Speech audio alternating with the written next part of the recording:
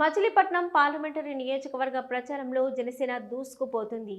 TDP, Janasena, BJP కూటమి అభ్యర్థి బాలశౌరికి ప్రచారంలో ప్రజల నుంచి పెద్ద ఎత్తున మద్దతు లభిస్తుంది. మండు టెండర్లను సైతం లెక్క చేయకుండా ప్రజలు ఆయన సభలకు, రోడ్ షోలకు హాజరవుతున్నారు. నియోజకవర్గంలో ఆయన చేసిన అభివృద్ధి పనులను చూసిన ప్రజలు ఆయనను విశ్వసిస్తున్నారు. దీంతో ఈసారి ఎన్నికలలో కూడా మచిలీపట్నం పార్లమెంటు నియోజకవర్గం నుంచి ఆయన ఎన్నిక కావడం ఖాయంగా కనిపిస్తుందని విశ్లేషకులు భావిస్తున్నారు. ఈసారి టీడీపీ, జనసేన, బీజేపీ కూటమి అధికారంలోకి వస్తేనే తమ జీవితాలు, తమ నియోజకవర్గం బాగుపడతాయన్న అభిప్రాయం ప్రజలలో వ్యక్తమవుతుంది.